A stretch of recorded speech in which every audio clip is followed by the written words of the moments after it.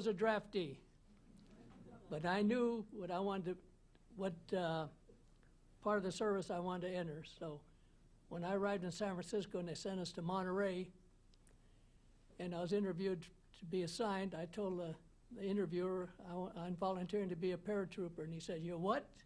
And I said, "I'm volunteering to be a paratrooper." So I had to sit around in Monterey for 11 days before we got 3 other guys to go to Toccoa, Georgia. Toccoa, Georgia was at that time a new airborne training camp. We took our basic and jump school training there. We didn't do any jumping. There wasn't any towers. We had mock-up towers, mock-up planes, and stuff like that. After our training there at Toccoa, the 1st Battalion took the train all the way to Fort Benning. 2nd Battalion marched to Atlanta, Georgia, and then got the train to Fort Benning, but the 3rd Battalion had to do one better. It took us to Atlanta, Georgia, marched us all the way to Fort Benning, 138 miles in 3 days.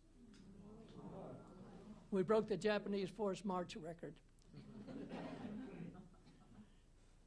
The reason why I become a paratrooper, when I told my mother this, she shook her head. I said, they're the best trained fighters in the Army. They're well trained, and when you jump out of a plane, you're going to be surrounded because you're going to drop you in behind the lines.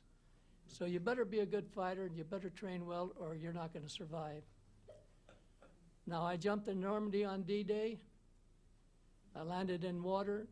Well, the Troop Carrier Command, when the ack-ack fire started, they took evasive actions, and they dropped us all over Normandy. We didn't even know where we were at.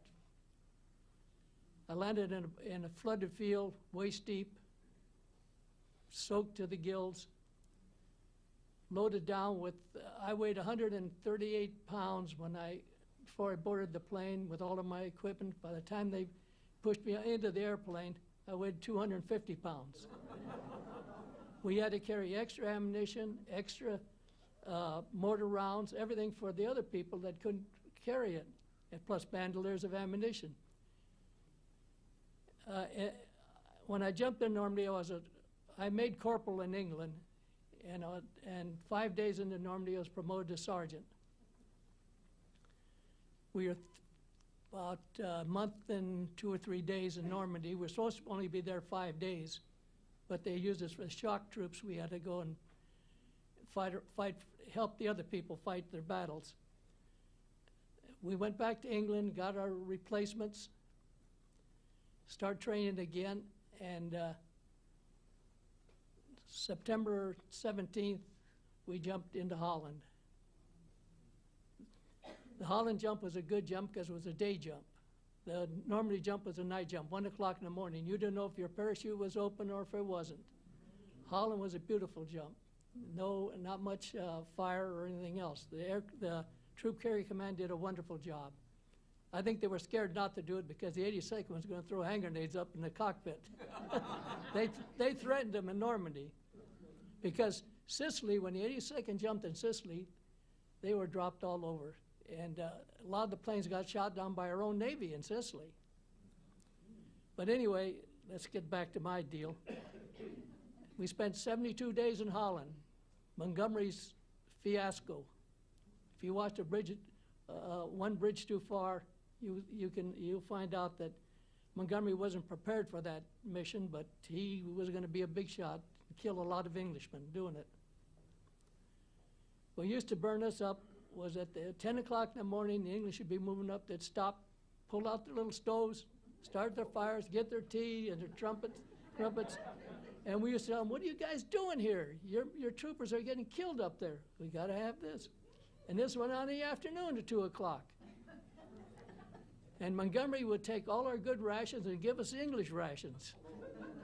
So he wasn't too popular with Americans. We come back from Holland down to Marmelon, France. I had a furlough to Paris, come back. Just after I got back, Battle of the Bulge started.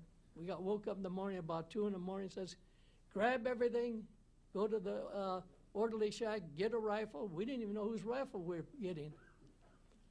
So then we loaded us on these big cattle trucks all day long, drove us up to Belgium. We get up to Belgium and start towards Bastogne, and here's all the soldiers running the other way. I said, where are you guys going? He says, you guys are going the wrong way. The Germans are coming. So we had a big ammunition, hand grenades, and everything we could get from them. So we no sooner get into Bastogne and we're surrounded. But when the two Germans come and ask us to surrender, McAuliffe says, why should we surrender? He says, you're surrounded, we're going to annihilate you. He says, that's when we fight the best, when we're surrounded. We come out of Bastogne. By the time at Bastogne, I was promoted to platoon sergeant.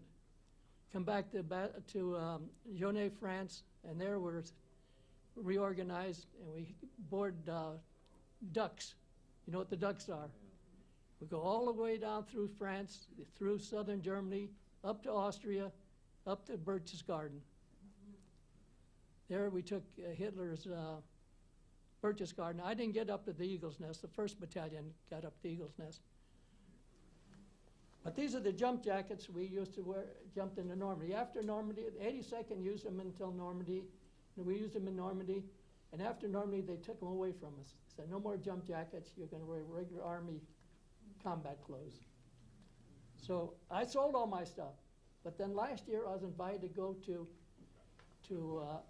Normandy, Holland, and Bastogne. And the people in Normandy and Holland, you can't believe these people. They come out for you, they have parties and everything else. The little kids that are thanking you for saving them. Well, they weren't even born at the time. But the parents, after the war, we stayed in Austria for a while, and then I got sent to the cigarette camp. I had enough points to come home, so. You know the cigarette camps? They're there around in France. Yeah. I was guarding the German POWs there. Yeah. We were doing our Lucky Strike, Chesterfield, Camel. That's where they shipped us out through the Mediterranean. That Mediterranean's a bad sea. That's the closest I ever come to get. I rode all over an airplane, never got seasick, but that Mediterranean almost got me, I'll tell you. And I want to thank you people for coming tonight.